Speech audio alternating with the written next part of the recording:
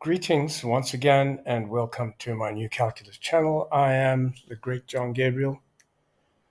In this video I'm going to be addressing some comments that were made on the previous video, which was about the fact that you cannot divide pi by 1 or really anything by 1. So let's see how all this works.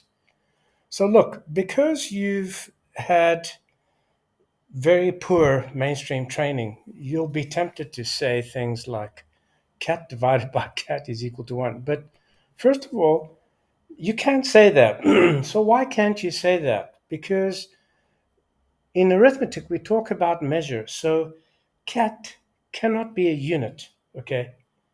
There's no way it can be a unit unless you actually wrote the 1 there and the 1 there. So for example, if you said 3 cat divided by 1 cat, that would equal to 3, but that's only because you're dealing with numbers, not because you're dealing with cat. I mean, you can say 3 pi divided by 1 pi is equal to 3, okay? But you're not really doing anything with pi or with cat, okay? Does that make sense?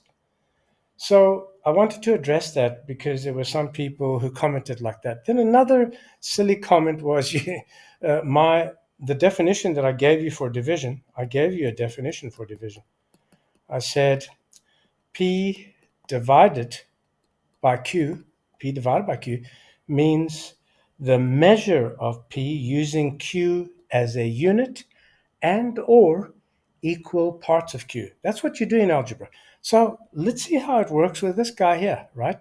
We want to measure 1 with a half, okay? So let's say you have 1 like that, and let's divide it into halves. So how many halves will you need to measure 1? 1, 2, right? So the definition I give you works with everything. It even works with something like 1 divided by 1 or pi divided by pi, because there are 1s there, okay? So pi divided by pi is 1, but not because you're doing anything with pi, okay? Does that make sense? So what I'd like to do is recommend a, a free ebook. So pay attention.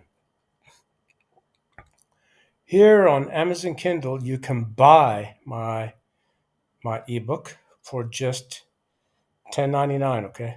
In all these countries, US, UK, Germany, France, Spain, Italy, Netherlands, Japan, Brazil, Canada, Mexico, Australia, and India. They've got different prices there, but it's the importance of learning the right way. What does division mean in mathematics? And by the way, division is a fundamentally important concept. And how does it affect all other arithmetic concepts and operations? So you can buy this to support me, or you can go to academia. And now, by the way, if you go to this site here, you have to create a free account.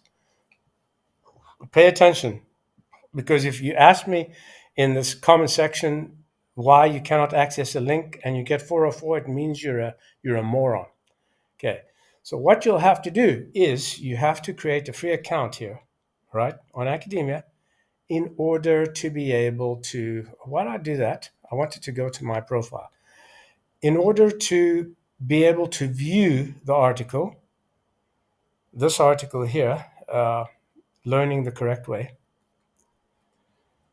you have to create an account and log in. Otherwise, you will get a 404 error. And by the way, I'm using dark mode here. Otherwise, you would see it like that. Okay, the importance of learning the right way.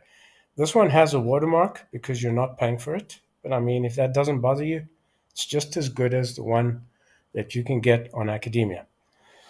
All right, so I think I've handled all the questions. These were the two ones that were the most idiotic, so I thought I'd address them. If you have a question, not questions, write it in the comment section. Excuse me. Also, do not write a rant, please.